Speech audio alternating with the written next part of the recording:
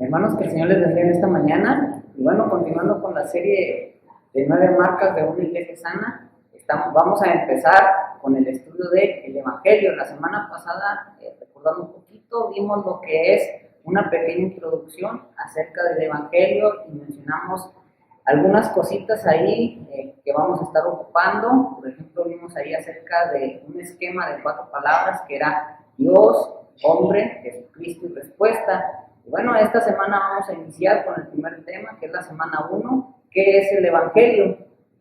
Y bueno, ¿qué es el Evangelio de Jesucristo? Y bueno, esta tal vez para muchos de nosotros es una pregunta fácil de responder. Para todos aquellos que hemos tenido un encuentro personal con Jesús, posiblemente pudiéramos responder esta pregunta sencillamente, pero si le preguntásemos a los que no han tenido ese encuentro, a lo mejor podrían darnos diferentes respuestas, pero también si hiciéramos esta pregunta a cada uno de los miembros de la iglesia, probablemente obtendríamos distintas respuestas, ¿sí? o algunas diferirían.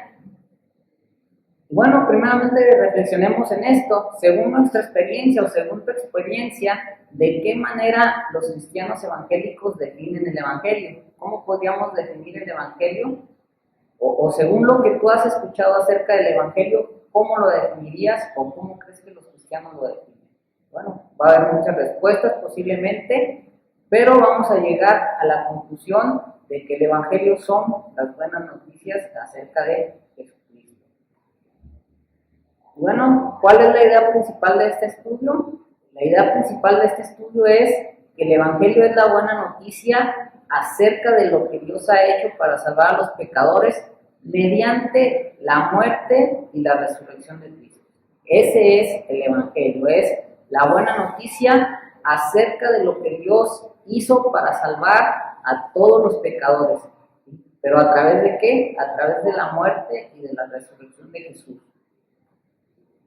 Y bueno, quiero que busques ahí en tu Biblia, que me ayudes ahí en donde estés viendo este video, que me acompañes ahí al libro de Romanos, ahí al capítulo 1.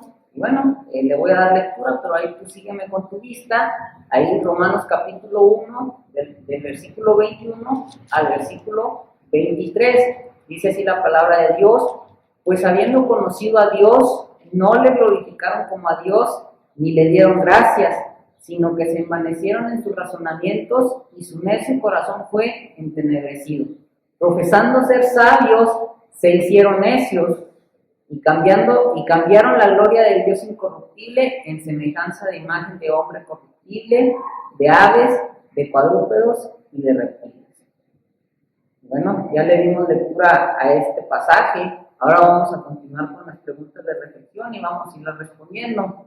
Y nos dice la primera pregunta: ¿ante quién son responsables los seres humanos y en qué pasajes ves esto? Si recordando un poquito ahí la semana pasada en la introducción, les pedí que cada uno de nosotros o que leyéramos en nuestras casas ahí Romanos capítulo 1, desde el versículo 18 hasta el capítulo 3, ¿sí? Entonces, bueno, aquí en todo este pasaje vamos a encontrar las respuestas de estas preguntas. Espero que las hayas leído ahí en tu casa para que me ayudes a contestarlas.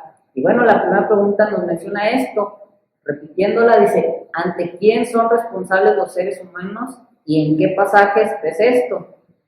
Bueno, viendo un poquito ahí la respuesta, los seres humanos son responsables ante Dios, nuestro Creador y Señor. Y por ejemplo, ahí en Romanos 3:19, si lo leíste, dice que la ley condena nuestro pecado para que todo el mundo sea responsable ante Dios. Y ahí en Romanos 3:19, chécalo, y ahí es lo que nos dice acerca de esto. En Romanos 1:18 nos dice que la ira de Dios se revela contra nosotros, lo que indica nuestra responsabilidad moral ante Él. Y ahí este es otro de los pasajes que nos menciona acerca de esto. Y bueno, el tercer pasaje ahí en Romanos 2:2, que nos dice que el juicio de Dios cae sobre los que practican el mal, lo que indica una vez más nuestra responsabilidad última delante de Dios. Entonces, bueno, el ser humano, el hombre en general, es responsable ante Dios. Y bueno, aquí leímos estos 3 pasajes que pueden demostrarnos esto, ¿sí? Y nos ayudan a contestar la pregunta. Y bueno, continuando con la siguiente pregunta, nos dice allí, ¿qué requiere Dios de la gente? Y bueno, aquí nos da una pista. Ahí leímos Romanos 1:21 hasta el versículo 23. Y bueno, ¿qué es lo que podemos encontrar allí? ¿O qué nos dice allí la palabra de Dios que Dios requiere de nosotros? Bueno, lo que Dios requiere de nosotros es que cada uno de nosotros, o que las personas en general, le den el honor, las gracias y la adoración que se le dé. Nos damos cuenta ahí que Dios quiere de nosotros esto, que le rindamos el honor, que seamos agradecidos y que lo adoramos como se le debe adorar a Él. Entonces, nos damos cuenta en esto, claramente que Dios requiere esto de nosotros. Ahora, continuando con las preguntas, ¿algún ser humano ha hecho lo que Dios requiere de nosotros? Y bueno, ahí me gustaría que leyeras en tu casa Romanos capítulo 3, del 9 al 12, y el versículo 19 y 20, que lo recordaras. Si le hiciste lectura, bueno, que pasaras nuevamente para poder contestar si algún ser humano hizo o ha hecho lo que Dios requiere de nosotros.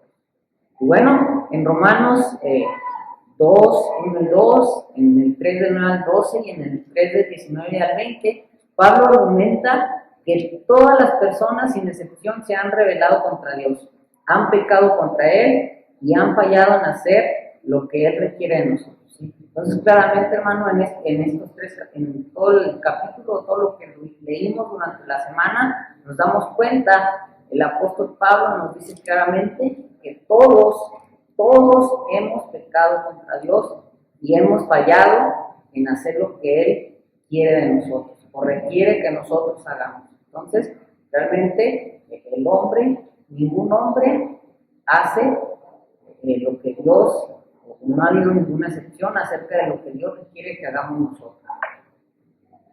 Ahora la siguiente pregunta, ¿cuáles son los resultados de la rebelión universal de la humanidad contra Dios?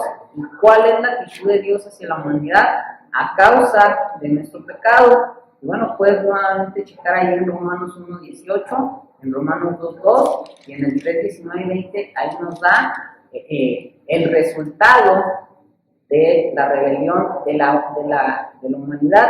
Y bueno, ¿cuál es la actitud de Dios hacia el hombre por nuestro pecado? Bueno, los resultados de la rebelión de la humanidad contra Dios incluyen que nuestros corazones se han entenebrecido. Y ahí en Romanos 1:21 nos dice que nuestro corazón se ha entenebrecido, que hemos afirmado ser sabios, pero realmente nos hemos vuelto necios, nos dice Romanos 1:22, y nos hemos degradado a nosotros mismos adorando a los ídolos. Y Dios, estos han sido los resultados de nuestra rebelión contra Dios. Bueno, ¿qué es lo que nos lleva? Y más fundamentalmente, a causa de nuestro pecado, la actitud de Dios hacia nosotros es de ira. Dios está enojado con nosotros debido a nuestro pecado y Él nos castigará por nuestro pecado, a menos que nos arrepintamos del pecado y confiemos en Cristo. Y esa es la única solución, hermanos, para poder, que Dios no derrame su ira sobre nosotros, ¿sí? Y que no castigue nuestro pecado. Ahora nos dice la siguiente pregunta, ¿has oído alguna vez presentaciones evangelísticas que minimizan o ignoran las malas noticias que Pablo explica en estos capítulos? Si es así, ¿cómo las evaluarías a la luz de estos pasajes? ¿Cuáles crees que serán los resultados de los mensajes del evangelio que ignoran el pecado y la ira de Dios? Bueno, hermanos, realmente, va a haber muchas respuestas, pero debemos de reflexionar cada uno de nosotros acerca de esto. Y que el evangelio, a veces hay personas que lo minimizan o que ignoran las malas noticias, ¿sí? Acerca de lo que Pablo explica en Romanos, capítulo 1, del 21 hasta el capítulo 3, hasta los versículos del capítulo 3 hasta el 20. Y bueno, tristemente lo minimizan, y esto puede llevar a las personas que escuchan el evangelio, esas noticias, noticias a tener una mal definición acerca del verdadero evangelio. Y bueno, realmente el evangelio que llevan esas personas, pues va a ser un evangelio que no esté completo, que traiga unos resultados muy pobres a las personas que lo escucharon, ¿sí?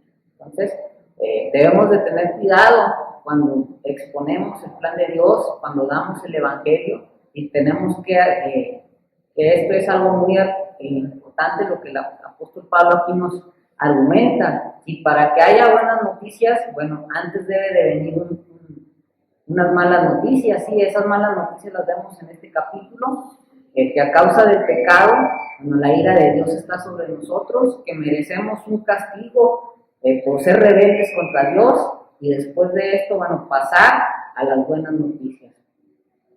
Entonces, como lo mencioné, esta pregunta es para cada uno de nosotros. Si hemos escuchado personas que han minimizado esta parte importante del evangelio, y bueno, ¿qué resultados va a tener ese evangelio? Y entonces, ahí tú, cada uno de nosotros piensa y reflexiona en eso. Ahora, la siguiente pregunta nos dice: ¿cuáles son algunos de los problemas que la gente tiende a presentar como nuestro principal problema al compartir el evangelio? ¿Sí? Bueno, muchas de las veces nosotros presentamos el evangelio, pero en vez de presentar el principal problema, que es el pecado, tenemos a presentar otros, ¿sí? A lo mejor por error, o porque pues no estamos muy empapados del evangelio, o nos falta prepararnos un poquito más. Pero a veces que presentamos el evangelio, bueno, presentamos otros problemas como principales en vez de presentar el pecado como el principal problema. ¿Y cuáles son estos problemas que tenemos a presentar? Algunas veces, bueno, es que a veces hablamos acerca de enfermedad, de la muerte, de la pobreza, ¿sí? De la pobreza, perdón. A veces hablamos de las relaciones rotas, o a veces hablamos de una baja autoestima o una falta de propósito en la vida. Incluso a veces metemos ahí incluso opresión política. Entonces, cada una de estas causas o estos problemas que estamos comunicando, realmente esto no es el verdadero problema, ¿sí? El problema principal que trata el evangelio es sobre el pecado de las personas. Pero muchas de las veces lo minimizamos, y en vez de hablarle a la persona acerca de su problema real o de su fuerte problema delante de Dios, a veces priorizamos lo que mencionamos, por lo que mencioné hace un momento. Y bueno, esto lleva a la persona a dudar o bueno, a no entender realmente lo que quiere decir el evangelio. Bueno, la siguiente pregunta nos dice: ¿cuál es, según Pablo, el problema más fundamental que tiene la gente? Según Pablo, el problema más fundamental que la gente confronta es la ira de Dios. Dios es nuestro problema porque todos hemos pecado contra Él. Él es perfectamente santo y justo y castigará todo pecado. Recordemos ahí en Génesis que una vez que el hombre pecó contra Dios, se rebeló contra Él. Y bueno, si leemos ahí los primeros capítulos de Génesis, nos dice que la inclinación del hombre naturalmente es darle la espalda a Dios, abrazar su pecado y darle la espalda a Dios. Y dice ahí en Génesis que la intención del corazón del hombre era de continuo hacer el mal, y se rebeló contra Dios. Y bueno, realmente todos somos pecadores, todos somos rebeldes contra Él. Y bueno, Él es santo y justo y va a castigar todo pecado. Y bueno, en resumen, hasta aquí, hasta este momento, podemos darnos cuenta que hay dos puntos principales que Pablo está comunicando en esta explicación de estos capítulos acerca de las malas noticias de la rebelión de la humanidad contra Dios. Aquí hay dos puntos que el apóstol Pablo nos está dando, ¿sí? Tristemente, en estos 3 capítulos, Pablo nos está dando unas malas noticias al hombre en general, ¿sí? Y nos dice que estamos bajo la ira de Dios, que estamos en rebelión contra Dios. Bueno, que esto nos va a llevar a ser juzgados por Dios, ¿sí? Y bueno, ¿cuáles son esos puntos que resume aquí el apóstol Pablo? El primero es que toda la gente es responsable ante Dios, quien es nuestro santo, creador y Señor, y quien es digno de nuestra adoración y obediencia. Entonces, aquí el apóstol Pablo nos dice claramente que el ser humano, que cada uno de nosotros, somos responsables ante Dios. Bueno, el segundo punto, la segunda cosa que nos dice Pablo es: todas las personas se han rebelado contra Dios continuamente, pecan contra Dios, por lo que son objeto de la ira de Dios. Como lo mencioné ahorita, la tendencia natural del hombre es rebelarse contra Dios. Vimos ahí que cambiaron, que se hicieron, en vez de se dijeron sabios, se hicieron necios, y que cambiaron a Dios por ídolos, que por cuadrúpedos, por figuras de hombre. Entonces, bueno, nos damos cuenta que realmente el hombre peca contra Dios. Y bueno, por eso todos estamos bajo la ira de un Dios santo y justo. Y bueno, hasta aquí nos damos cuenta, o todo lo que vimos ahí en Romanos, ¿sí? Que todo lo que nos dice el apóstol Pablo, bueno, realmente, tristemente, son malas noticias. ¿Sí? Es mala noticia para nosotros, porque realmente estamos en contra de Dios. Dios quien mira por nuestro pecado. Pero ahora vayamos a lo que es la buena noticia. Vayamos a ver esa buena noticia que Dios tiene para nosotros. ¿Sí? Veamos, quiero que me acompañes ahí en el capítulo 3 de Romanos, para leer de los versículos del 21 al 26, y vamos a ver cuál es esa buena noticia. Dice: pero ahora, aparte de la ley, se ha manifestado la justicia de Dios, testificado por la ley y por los profetas. La justicia de Dios por medio de la fe en Jesucristo, para todos los que creen en Él, porque no hay diferencia, por cuanto todos pecaron y están destituidos de la gloria de Dios, siendo justificados gratuitamente por su gracia mediante la redención que es en Cristo Jesús, a quien Dios puso como propiciación por medio de la fe en su sangre, para manifestar su justicia a causa de haber pasado por alto en su paciencia los pecados pasados, con la mira de manifestar en este tiempo su justicia, a fin de que Él sea el justo y el que justifica al que es de la fe de Jesús. Y ahí en Romanos capítulo 3, del 21 al 26, en tu vida puedes darle lectura. Bueno, también ahí Romanos capítulo 4, versículos 4 y 5, dice así: pero al que obra no se le cuenta el salario como gracia, sino como deuda, mas al que no obra, sino cree en aquel que justifica al impío, su fe le es contada por justicia. ¿Sí? Ahí en Romanos capítulo 4, versículos 4 y 5. Ahora veamos las preguntas. Dice aquí esta pregunta: ¿cuál es la solución de Dios al problema que Pablo ha expuesto durante 3 capítulos? La solución de Dios al problema que Pablo ha expuesto es la muerte y la resurrección de Jesús. Esa es la solución de Dios a ese problema que vimos en los 3 capítulos de Romanos, ¿sí? O que hemos estado leyendo, que respondimos las primeras preguntas. Ahora nos dice la siguiente: según Pablo, ¿cómo recibe la gente la salvación que Dios ofrece en Cristo?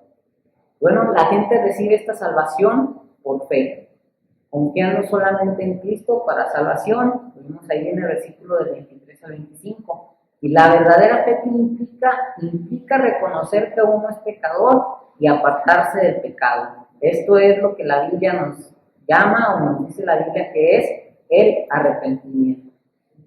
Bueno, esta es la manera en que las personas reciben la salvación: el confiar en Jesús y, bueno, reconocer tu situación delante de Él y apartarte del pecado.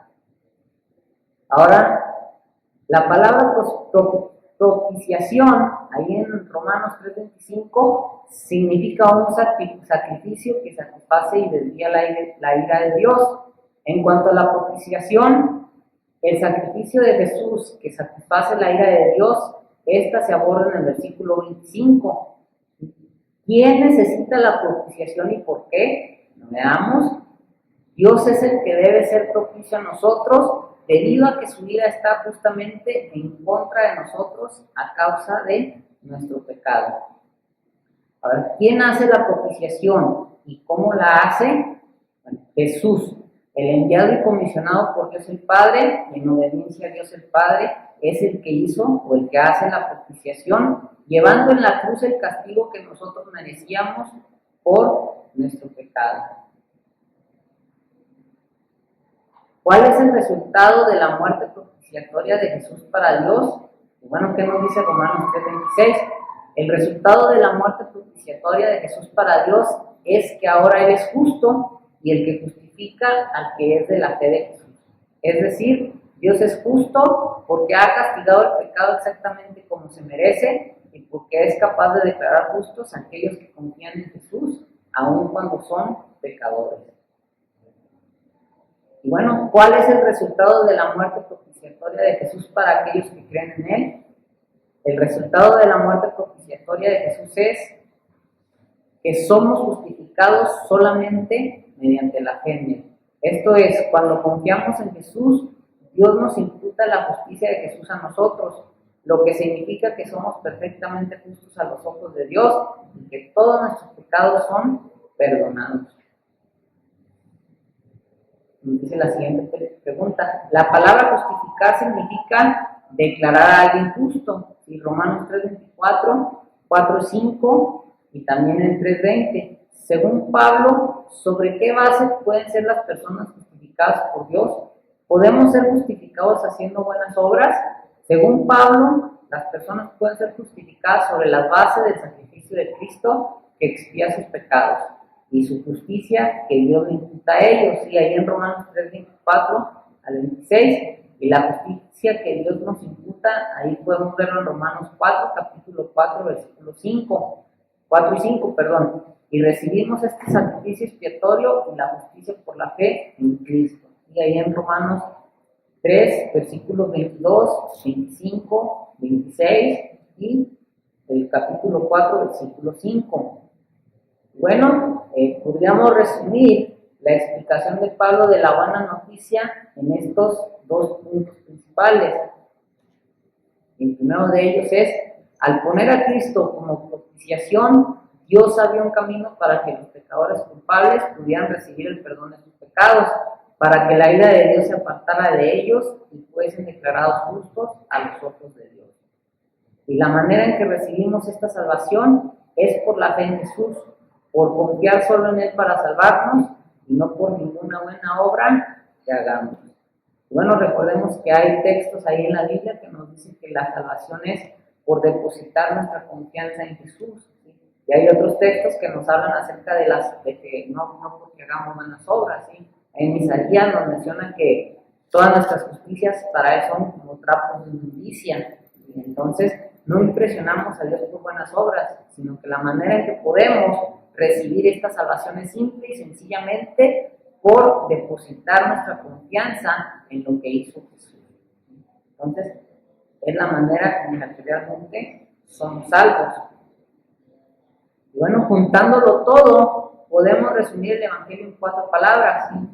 Ahí recordando un poquito la semana anterior, las palabras que mencionamos fueron Dios, el hombre, Cristo y la respuesta. Entonces, ese es el Evangelio en sí. Este es el pequeño esquema del Evangelio. Es Dios, el hombre, Cristo y la respuesta.